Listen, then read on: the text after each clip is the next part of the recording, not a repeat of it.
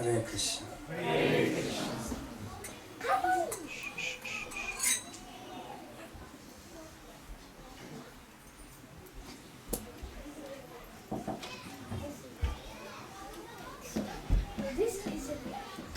Jaya Radha Madhava Kunja Bihari Gopi Jana Vallabha Girivaradhari.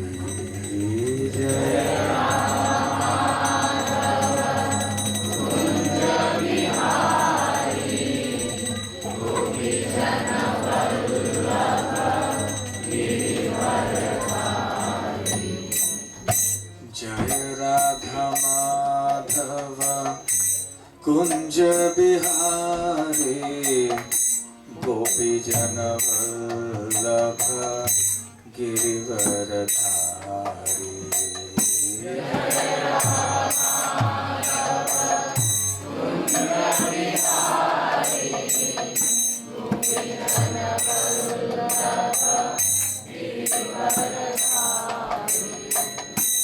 Yashodanandana Vrajajana Ranjana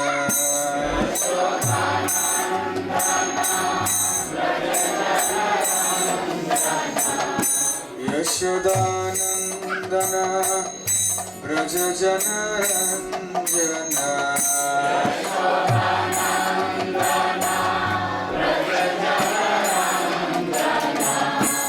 Yamuna Tiravanachari. Yamuna Tiravanachari.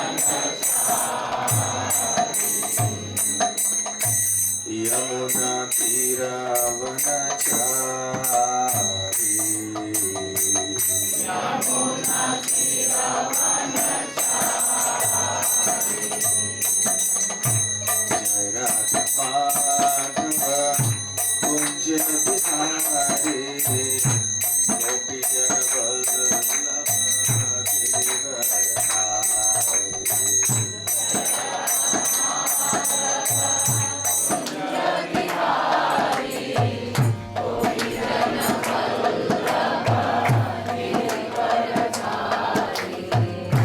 Yashodanandana Vrajajana Ranjana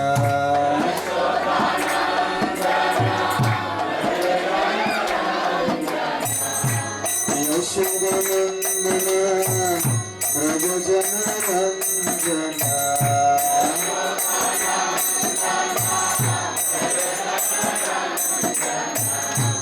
Yamuna Tiravanachari.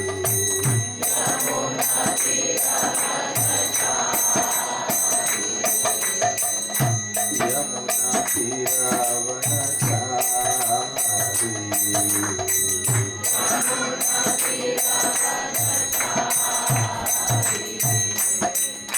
Jai Radha Madhava Kunja Bihari Gopi Jana Vallabha Girivaradhari.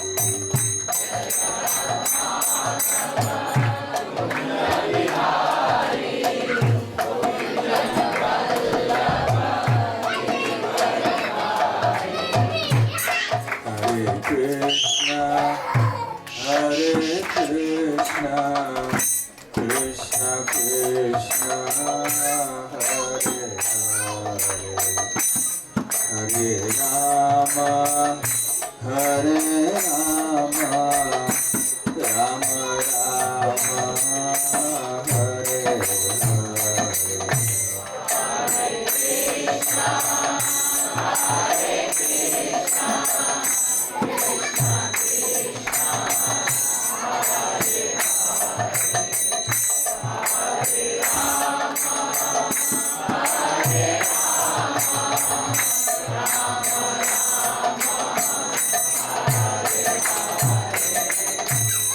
Hare Krishna, Hare Krishna, Krishna Krishna, Hare Hare, Hare Rama, Hare Rama.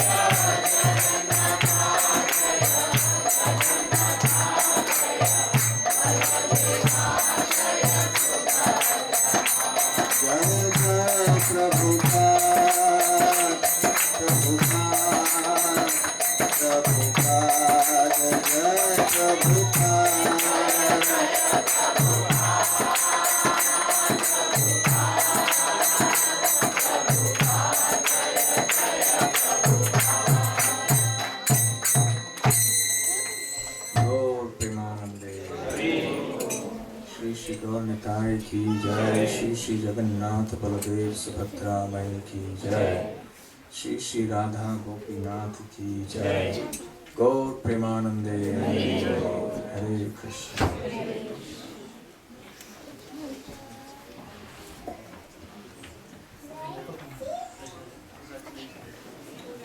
ओम ज्ञानतिमिरान्धस्य ज्ञानाञ्जनशलाकया चक्षुरुन्मीलितं येन तस्मै श्रीगुरवे नमः।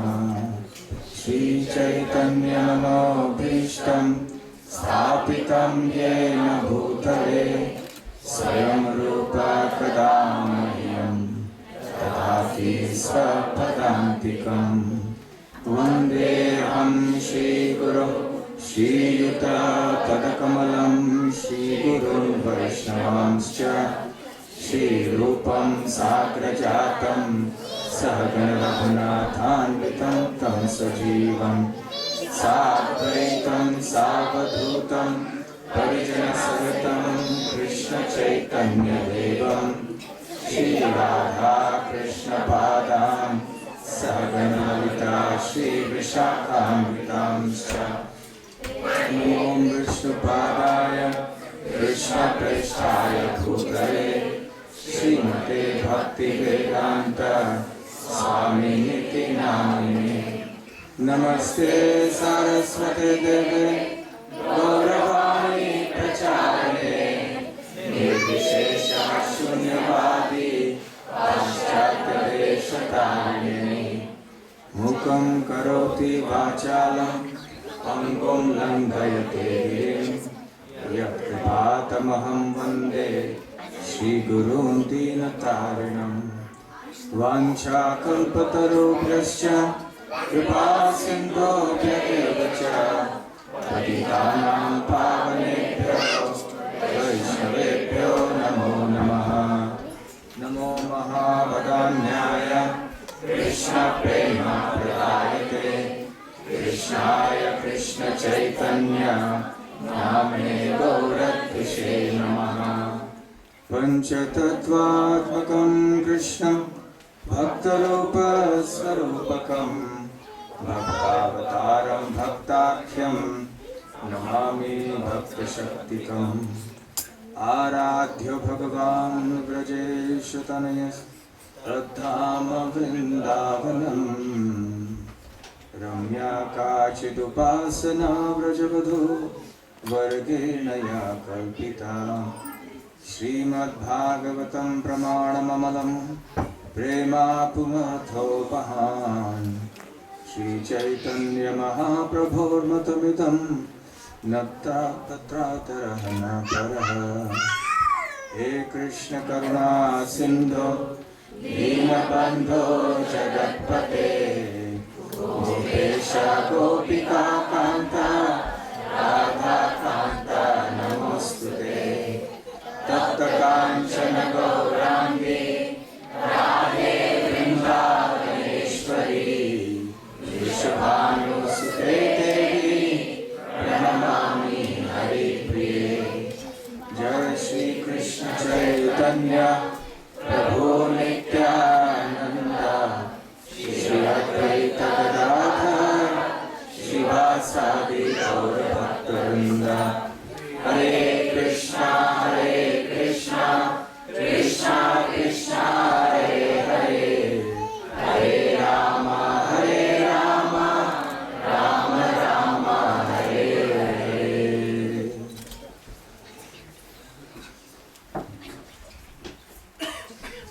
Hare Krishna.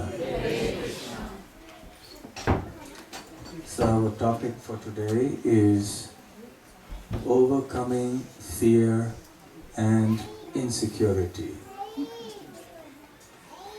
Sounds familiar? Who can say that in this world he or she has never felt any fear or insecurity? Many times, poets, songsters write about the birds and they say flying high in the sky like a bird, free from fear and so on and so forth. But actually that is not a fact. Birds, if you study them, are very fearful creatures.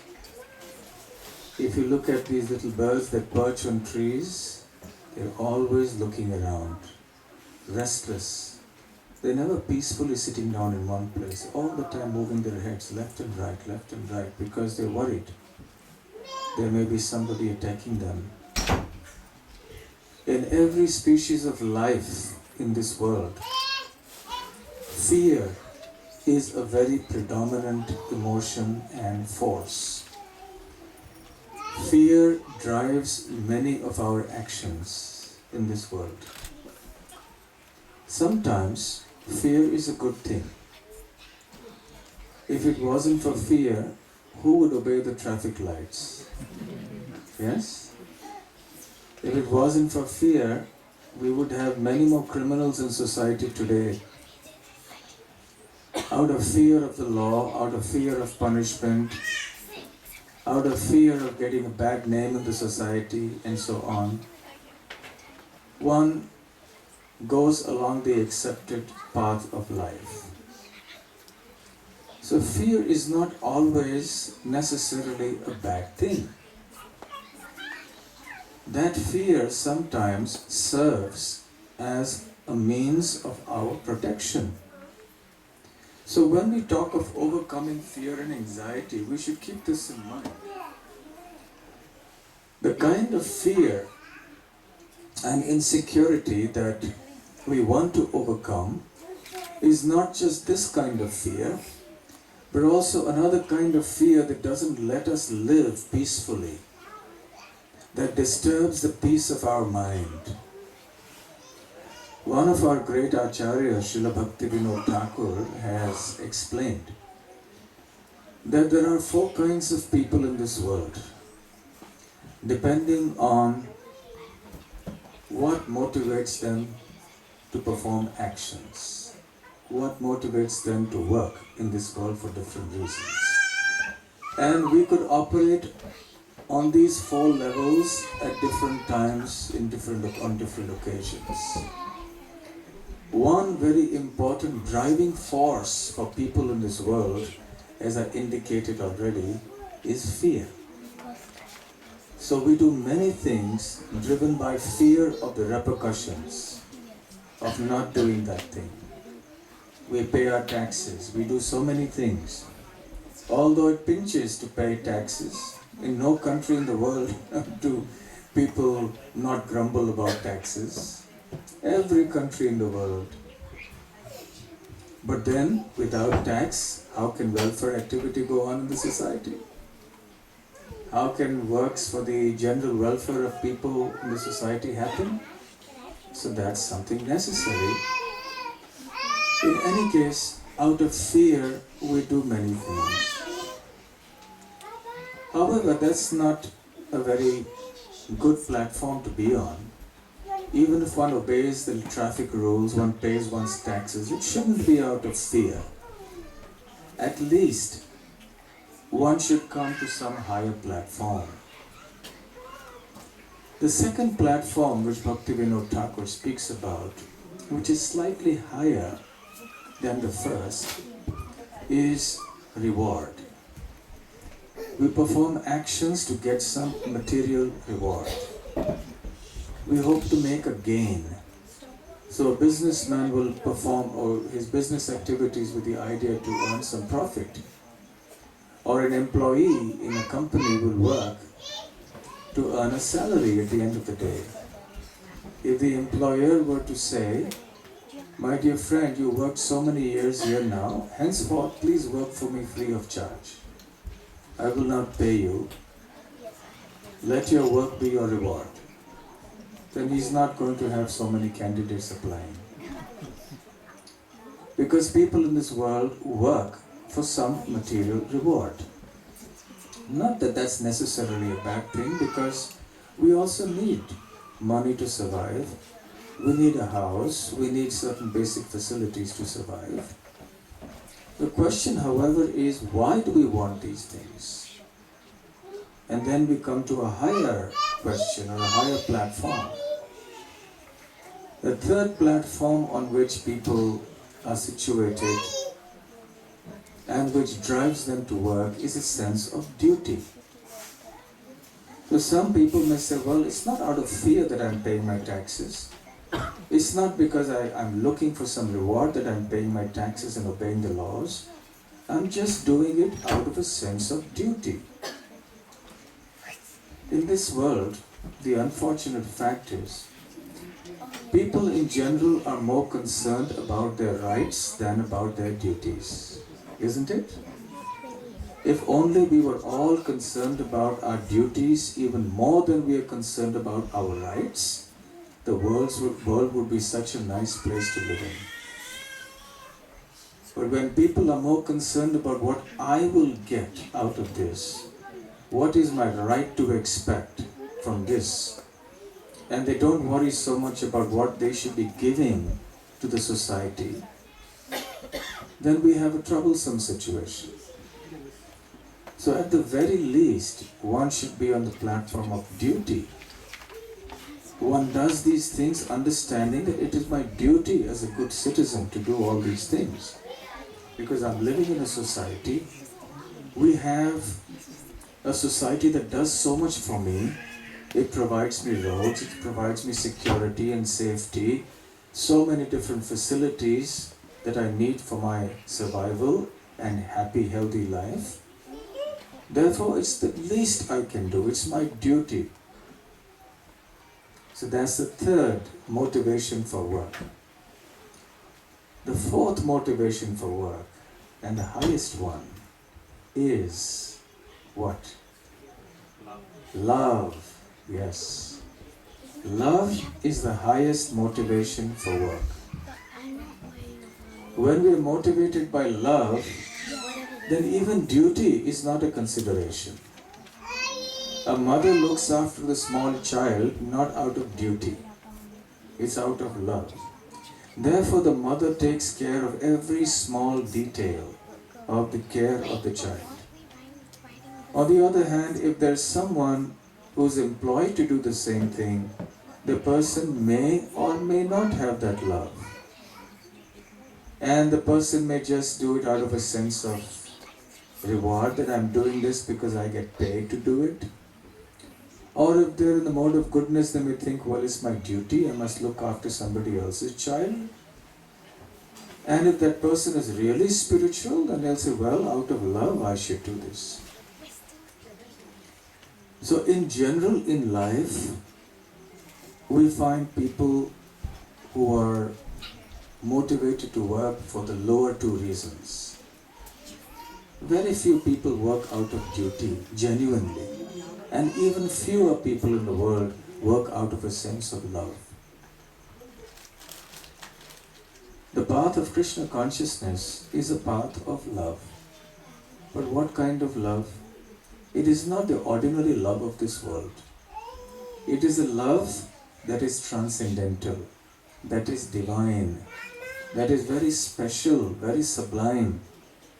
It is like nothing else in this world. It is the most selfless love.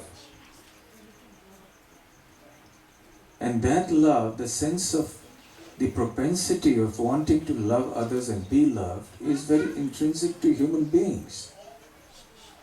And when it is placed or directed towards Krishna, the Supreme Personality of Godhead, that is a perfection of our loving propensity.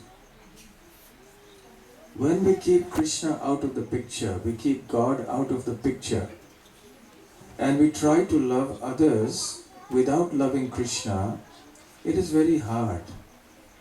Because some way or the other, there is some self-interest that comes in the picture. Some selfishness, some fear, some sort of sense of what do I get out of this? All these things will start coming in. And we start making a distinction. This is mine and that is not mine. So that which is mine, I will look after well. That which is not mine, I give it a second priority. Consider, for example, your own children. Most of you sitting here are family people. You all love children, don't you? How many of you love children? Raise your hands, be honest. How many of you love children? I would expect more hands on the ladies' sides to be raised. Okay, let me ask you a question. How many of you love other people's children as much as you love your own children? Are you being honest? Okay, very nice. If that's the case, that's excellent. But in general, in life, it's natural that people love their own children more than they love other people's children. They may love other children too, but when it comes to my child, it's a little special. Something different, something extra. So Krishna consciousness is all about loving Krishna so much that we automatically love everyone. And that was a special characteristic or feature of Vrindavan where Krishna performed his loving pastimes. So we want to move up from the platform of fear, reward, duty, and eventually we want to come to the platform of acting out of pure love. When you act out of love, all the other motivations for work disappear. So much so that you're not concerned about material rewards. A mother doesn't love her child and serve her child for some material reward. She's not concerned about that. So similarly, when we act out of a sense of divine love, then no longer are we concerned about the other three factors. We don't even act out of a sense of duty, we just do it out of love. What then to speak of reward, and what further then to speak of fear? Fear doesn't remain a factor in our lives. And therefore, pure devotee of the Lord becomes fearless. Because there is love in the heart of that devotee for the Supreme Lord. It is that strong, staunch faith, that strong divine love that imparts a very high degree of fearlessness to that person. In the Bhagavad Gita, Sri Krishna speaks about two kinds of persons. He says that in this world, there always have been and there always will be two kinds of people. One are those who are equipped with divine qualities, transcendental qualities. And there are those who are endowed with qualities that are not divine. The qualities that are not divine are, for example, ego, pride, arrogance, hatred, greed, lust, anger, envy. These are qualities that constitute what Krishna calls the demoniac nature. But as opposed to that, there is the transcendental or divine nature. And Krishna in the 16th chapter of the Bhagavad Gita points out many of these divine qualities that a transcendentally situated person is endowed with. And the first amongst them is abhayam. Abhayam sattva samshuddhi jnana yoga vyavasthiti. Abhayam is fearlessness. Sattva samshuddhi is purification of one's existence. So as a very first symptom of transcendental knowledge and divine qualities, Krishna mentions abhayam. And then I'll read a section of Srila Prabhupada's purport about this quality of fearlessness. Quote, for a sannyasi, the first qualification should be fearlessness. Now you shouldn't think, well, I'm not a sannyasi, it's okay for me. But internally, we can all be sannyasis. We should be sannyasis, internally. Externally, we may all have different positions in life, doesn't matter. But internally, the process is for all of us to be like that. Continue. Because a sannyasi has to be alone, without any support or guarantee of support, he simply has to depend on the mercy of the Supreme Personality of Godhead. If one thinks, after I leave my connections, who will protect me? He should not accept the renounced order of life. One must be fully convinced that Krishna, or the Supreme Personality of Godhead, in his localized aspect as Paramatma, is always within. That he is seeing everything and he always knows what one intends to do. One must thus have firm conviction that Krishna as Paramatma will take care of a soul surrendered to him.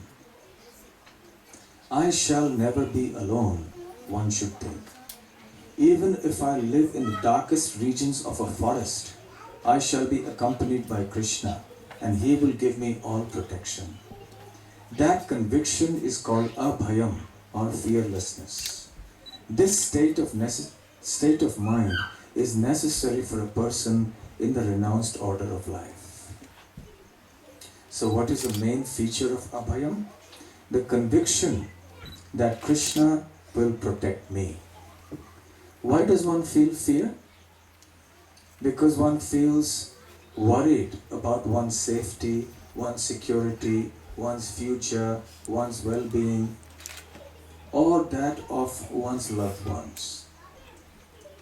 But if one has staunch faith, rakshishyati iti vishvaso, that Krishna will protect. If Krishna is taking care of even the ants and the elephants who don't go to any place of worship, he takes care of the atheists. So why will he not take care of his dear devotees who have surrendered their lives to him, who are living only for him? So this faith, this conviction is at the heart, or is the essence of the quality of fearlessness. If we want to combat fear and insecurity in life, there may be many practical steps we do take, because we can't, of course, be foolish. But primarily or fundamentally, the real security is Krishna. Is our faith and conviction and dependence on Krishna, that Krishna will take care. Now all of you have heard the pastimes of the Lord in the Ramayana. And you all know that when Lord Ram was on the shore of the ocean, about to cross over and go to Lanka to have a battle with Ravana and his armies in Lanka, Vibhishan, who was the brother of Ravana, disapproved of Ravana's activities and admonished him very strongly and told him that he should have returned Sita, and there was still time for him to return Sita to Lord Ram. But if he continued with this, then the entire kingdom of Lanka would be devastated, demolished. But Ravana became so outraged and enraged that he asked his brother to leave. He said, if you want my brother, I would have taken your life at this very instance. So go away immediately from here. I do not need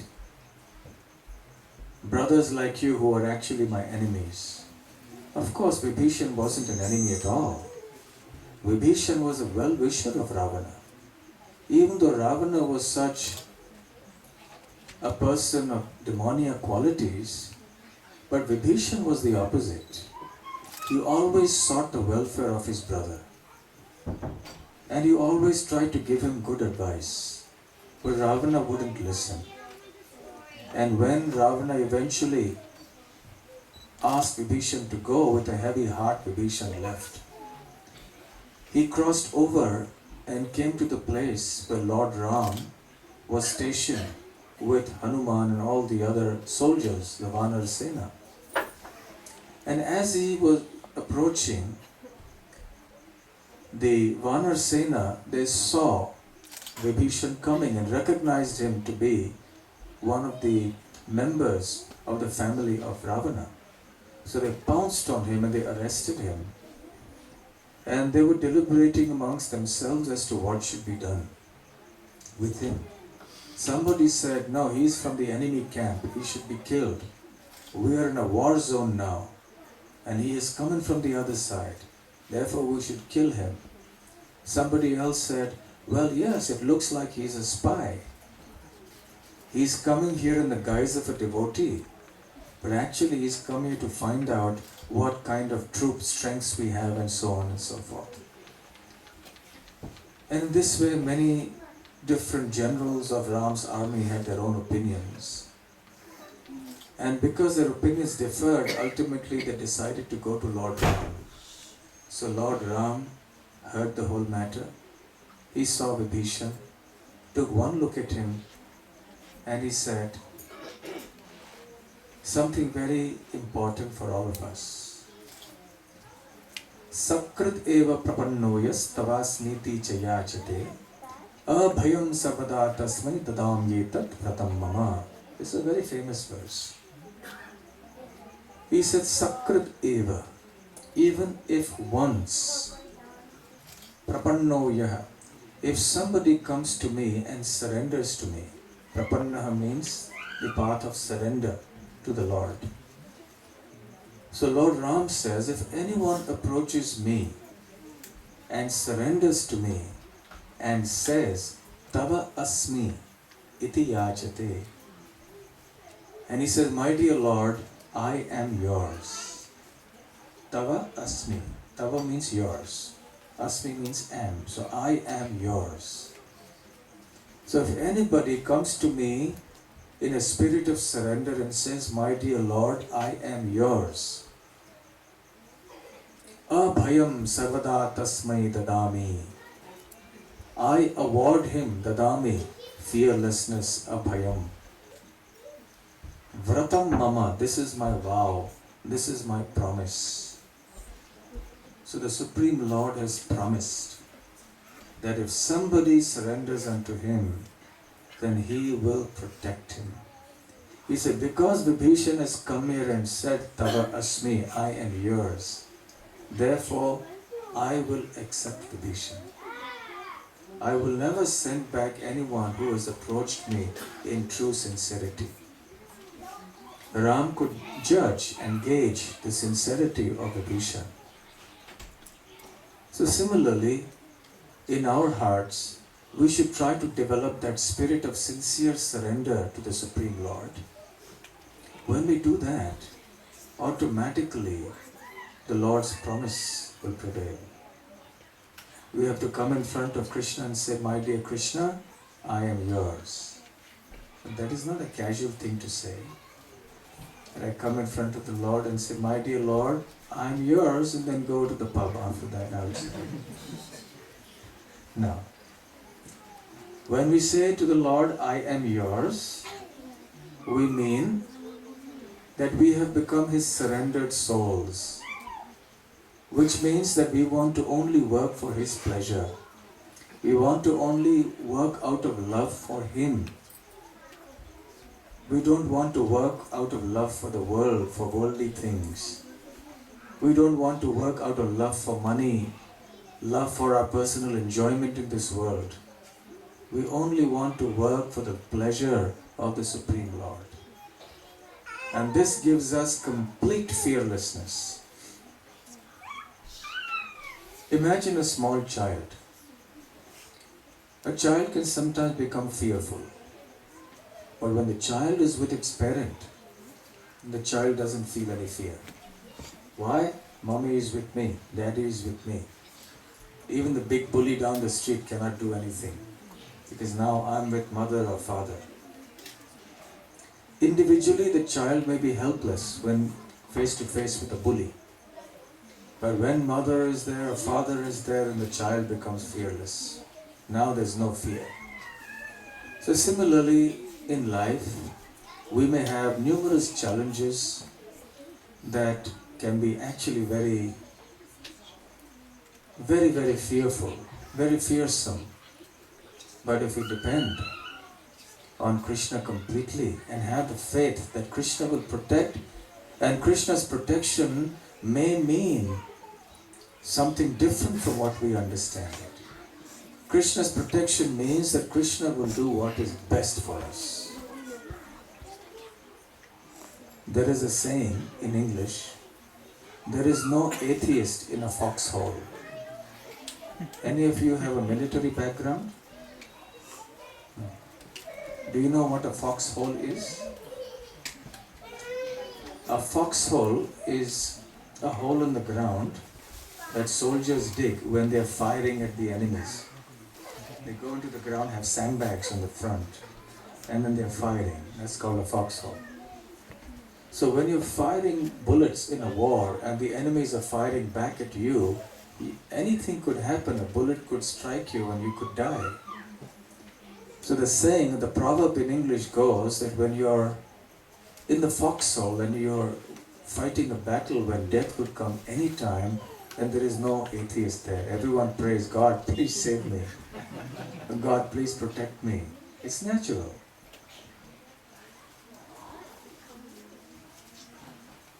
I remember one time I was in a flight and I was going to London, and somehow the plane hit a patch of turbulence and we went into free fall for almost 10 or 15 seconds. But 10 or 15 seconds is a long time. Or maybe it was a little short, at least it felt like 10 years. And